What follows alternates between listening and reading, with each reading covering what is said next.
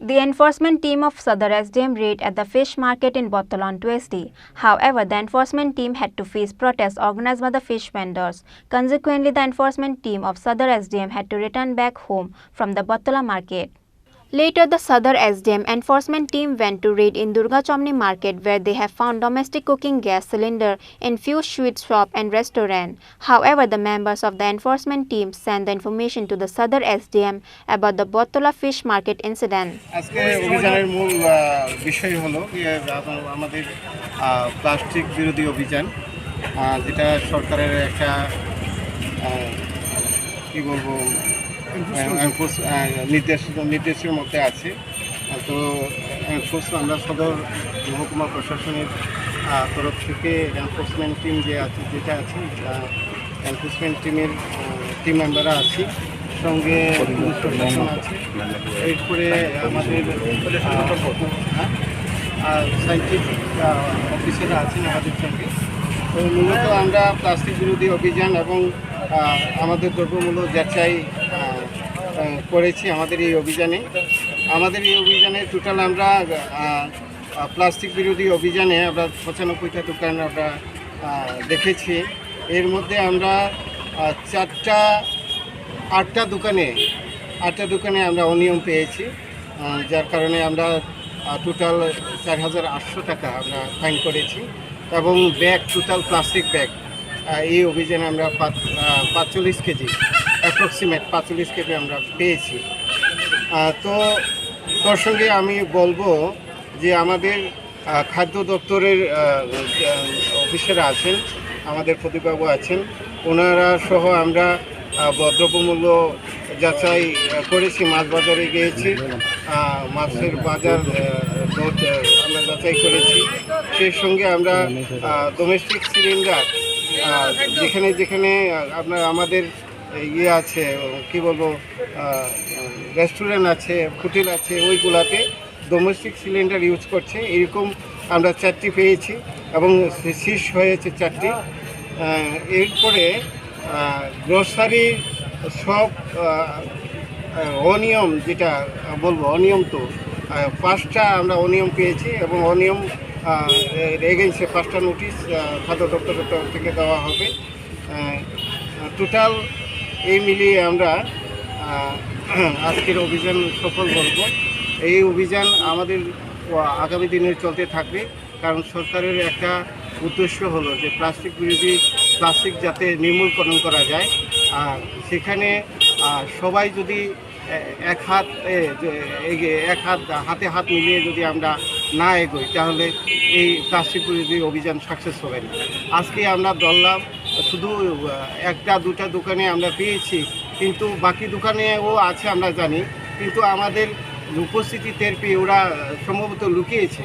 সুতরাং আমি জনসাধারণকে রিকোয়েস্ট করব যাতে আপনারাও সচেতন হন। আপনারা জানেন আমাদের ত্রিপুরা ভূমিকম্প প্রবণ এলাকা, সুতরাং এই প্লাস্টিক যেটা ডিসপোজ হয় না বা পচে যায় না, মাটির সঙ্গে মিশে না, মাটির সঙ্গে না মিশলে পরে ওটা যেহেতু আমাদের ভূমিকম্প প্রবণ এলাকা, সুতরাং আমাদের বিপদের সম্মুখীন সবাইকে হতে হবে।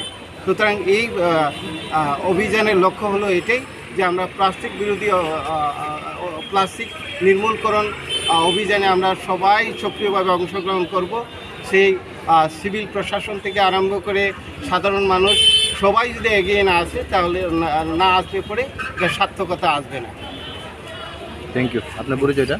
আমি ডিসিএম সদর, আমার সঙ্গে আছেন আরও আমাদের 2 অফিসার, ডিসিএম ইস্ট আগরতলা সার্কেলের ডিসিএম বরতলা সার্কেলের, আমি আগরতলা সার্কেলের ডিসিএম, উনি এসডিসি ফুড, সঙ্গে আছেন সিআই ফুড বাবু, সায়েন্টিফিক অফিসাররা আছেন, সঙ্গে পুলিশ প্রশাসনের তারাও আছেন, এবং আমার সঙ্গে আছেন আরেকজন অফিসার ডিসিএম, উনিও সুমঙ্গল দে, ডিসিএম সদর। আপনার নামটা? আমার নাম রবীন্দ্র ত্রিপুরা। আমরা আসলে সদর এনফোর্সমেন্ট টিম প্রতিদিনের আজকেও আমরা বর্তমান বাজারে অভিযানে আসি। অভিযানে সদরের ডিসিএম সাত্তারও সামিল হন।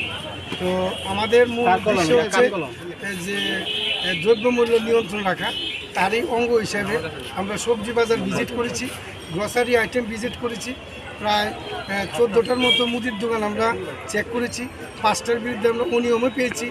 এইগুলিকে আমরা কারণ দর্শানোর নোটিশ জারি করব। হোটেল রেস্টুরেন্ট আমরা তল্লাশি চালিয়ে 4টি ডোমেস্টিক সিলিন্ডার আমরা আটক করেছি। তো মূল্য যাচাইয়ের অঙ্গ হিসাবে আমরা আজকে মাছ বাজারে যাই, সেখানে গিয়ে মাছের যে রেট আমরা যাচাই করতে থাকি। তারই মধ্যে কিছু মাছের ব্যবসায়ী আমাদের কাজে এসে বাধা দেওয়ারও চেষ্টা করে। যাই হোক, প্রশাসন সেটারে থেমে থাকবে না, প্রশাসনের গতিতে কাজে এগিয়ে যাবে। এই ধরনের অভিযান আমাদের আগামী দিনও চলবে।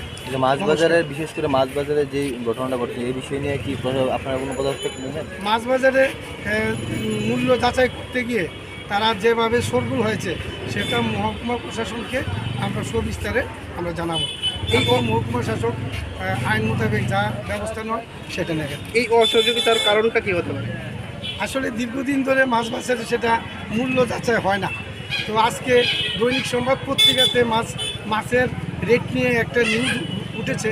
সেই ব্যাপারে আমাদের ঊর্ধ্বতন কর্তৃপক্ষ বলেছে যে আমাদের যে এনফোর্সমেন্ট টিমের সাথে মাছ বাজারটা একটু মূল্যটা যাচাই করতে, তারই অঙ্গ হিসেবে আমরা গেছিলাম। আসলে তারা 200 টাকা 250 টাকা কেজি মাছ কিনে 700-800 টাকা বিক্রি করে তারা তো অভ্যস্ত। তো তারা মনে করছে আমরা যদি এইভাবে তাদেরকে চাপ দেই, মূল্য যাচাই করি, মেমু যাচাই করি, তাহলে তাদের ব্যবসাটা হয়তো খারাপের দিকে যাবে। এই দিকে চিন্তা করে তারা আজকে সবাই এককাট্টা হয়েছে। যাই হোক, এটা পরবর্তীকালে প্রশাসন দেখে। ব্যুরো রিপোর্ট, চিনি খোরাং।